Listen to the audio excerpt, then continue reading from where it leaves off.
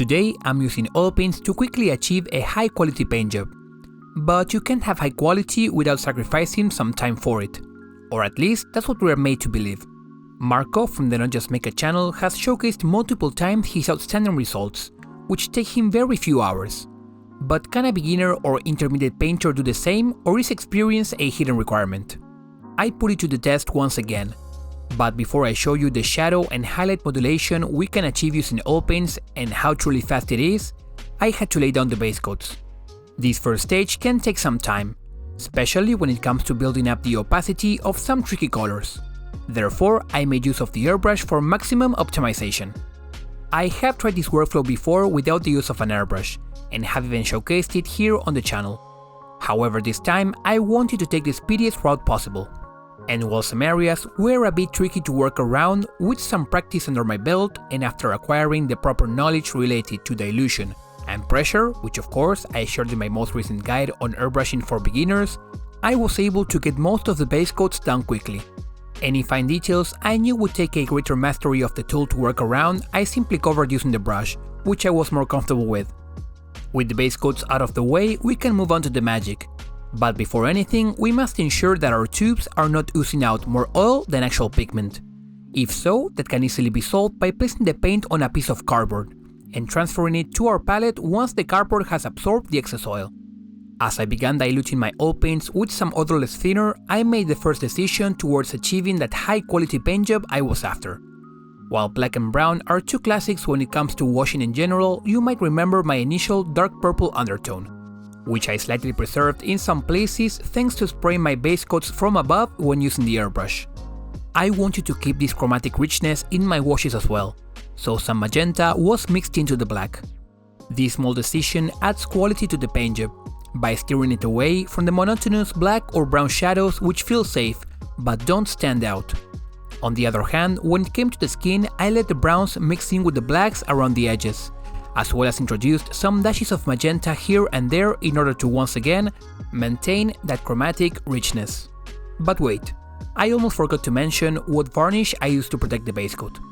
Well, actually, no varnish was applied throughout this whole process, as I wanted to closely demonstrate how I work my oils without damaging the base coat underneath, something I've seen people reaching out about lately. And for those who haven't seen me work with oils before, this will look like a mess, and you might think me crazy. However, this is a clear case of trusting the process, as now we move into the modulation of lights and shadows, where I'll remove the excess paint not necessarily from the recesses, but from anywhere and to the degree I want. For this, I'll be using a makeup sponge which I've cut into smaller pieces. But before that, it is important to give the oils time to stain the surface. A common mistake people make when trying this method is to start cleaning immediately after applying the paint. And we will see why we want to let it set when the modulation part begins. But as a general note, you should wait between 30 minutes to an hour. Use this time to have a stretch or grab a snack. Almost on a daily basis, I get questions from people about lifting off the base coat when cleaning, so I thought it important to give you a close look at how I do it. The sponge is lightly grazing the surface and picking up paint along the way. Pay close attention at how I am not putting any pressure on it, as the sponge is not bending into the model. If you have trouble removing the paint, then there are two options. Either you waited too long, which only happens around the 4-hour mark and with some very specific colors, or most likely your sponge is too dirty. Simple as that. What I mean is, remember how I said the sponge picks up paint? Well, at some point that face of the sponge will be too dirty to remove paint anymore, and instead it will lightly stain the surface, which can be a cause for frustration and lead us to press down a bit too hard on the model. But those dirty sponges can still be helpful. You'll note that the first passes with the sponge clean quite a lot more compared to the ones that come after.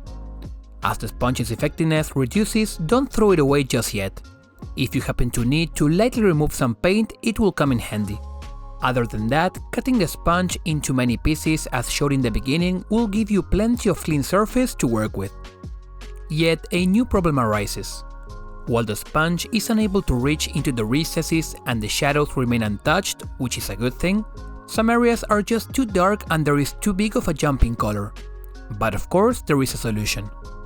For this, I'll use a synthetic brush, and do the same motion as I would when dry brushing, dispersing and blending the oil. But just as with the sponge, the brush will start to pick up paint slowly, which will in turn do the opposite of what we're after. So every once in a while, simply remove the excess on a paper towel.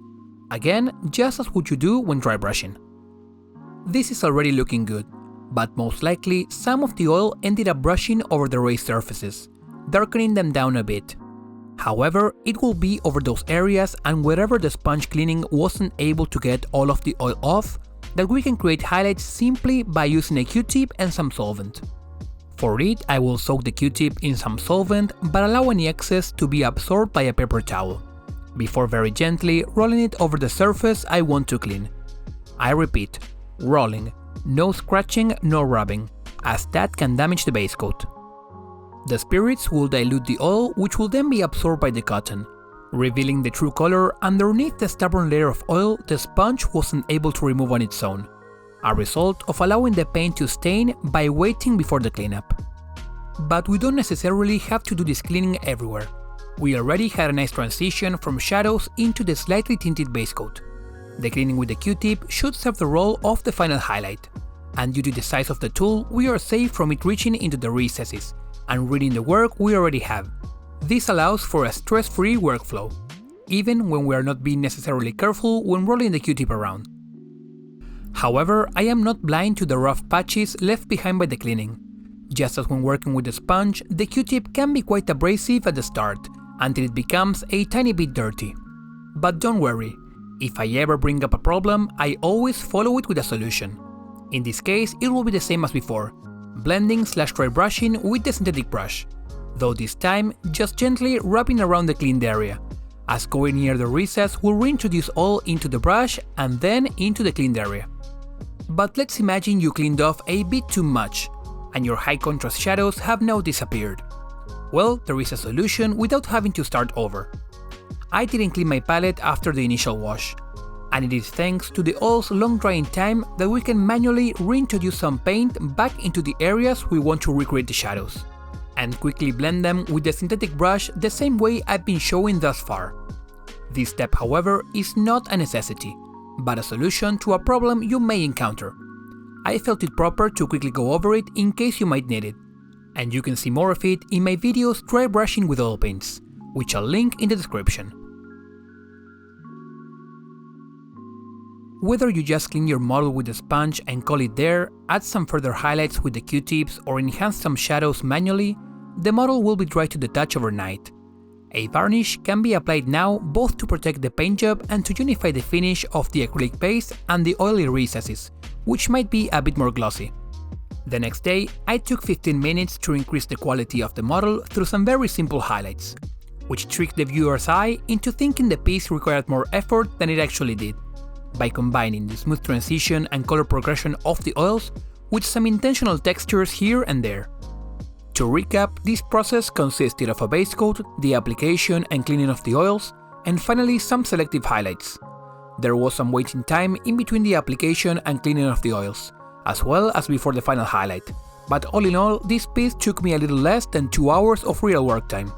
The only challenge might be getting through the oil stage, so I did my best to provide you as much information as possible. With that said, I hope you found some ideas here you can try on your own models. If you still have questions or something about my explanation wasn't clear enough, just drop me a comment and I'll do my best to clear your doubts. If you want to see more content involving oil paints, you'll find my Wash Masterclass linked in the description, alongside 2 videos on dry brushing and blending oils. But for now, thank you for watching and I hope to see you for the next one.